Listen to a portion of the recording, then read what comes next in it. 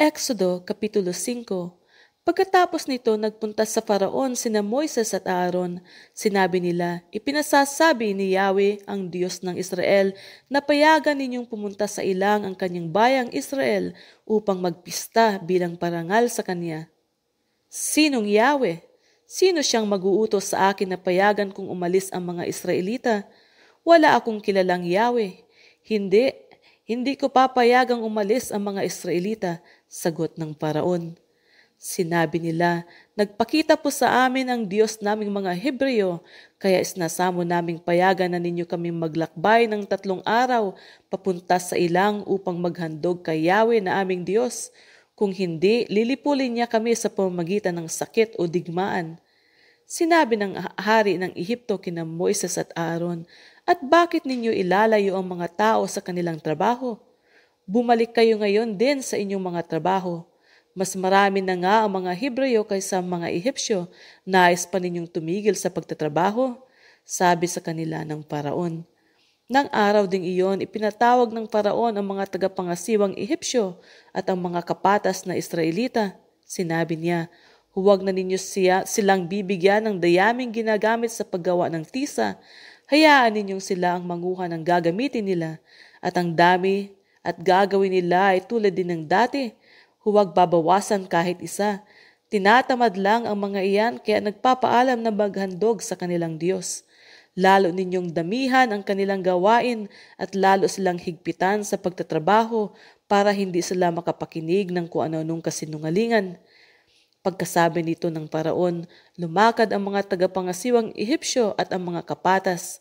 Sinabi nila sa mga tao, "Ipinapasabi ng Faraon na hindi na kayo bibigyan ng dayami. Kayo na ang bahalang manguha ng kailangan ninyo kung saan mayroon, at ang tisang gagawin ninyo araw-araw ay sindami rin ng dati." Ginalugad ng mga Israelita ang buong Ehipto sa paghahanap ng dayami. Sila'y inaapura ng mga tagapangasiwa at pilit na pinagagawa ng tisang sindami rin noong sila'y binibigyan pa ng dayami. Kapag kulang ang kanilang nagawa, ang mga kapatas na Israelita ay binubugbog ng mga tagapangasiwa at tinatanong, "Bakit kakaunti ang nagawa ninyo ngayon?" Dahil dito pumunta sa Paraon ang mga kapatas at nagreklamo, "Bakit po naman ninyo kami ginaganito? Pinagagawa pa po kami ng tisa, ngunit hindi na binibigyan ng dayami, at ngayon po'y binubugbog pa kami, gayong ang mga tauhan ninyo ang may pagkukulang." Sinabi ng Paraon, "Mga batugan, tinatamad lang kayo kaya ninyo hinihiling sa akin na payagan kayong maghandog kay Yahweh. Sige, magbalik na kayo sa inyong trabaho. Hindi kayo bibigyan ng dayami, at ang gagawin ninyong tisa ay sindami pa rin ng dati ninyong ginagawa." Nakita ng mga kapatas ang hirap ng kanilang katayuan. Nang sabihin sa kanilang sindami rin ng dati ang kanilang gagawin, pag-uwi nila mula sa pakikipag-usap sa Faraon, nakita nila sa daan sina Moises at Aaron na naghihintay sa kanila.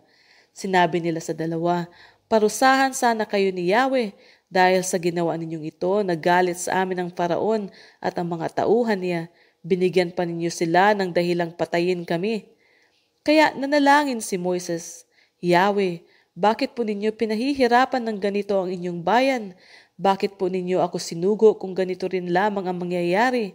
Mula nang makipag-usap ako sa Paraon ay lalo niyang pinahirapan ang inyong bayan, ngunit wala kayong ginagawa upang tulungan sila."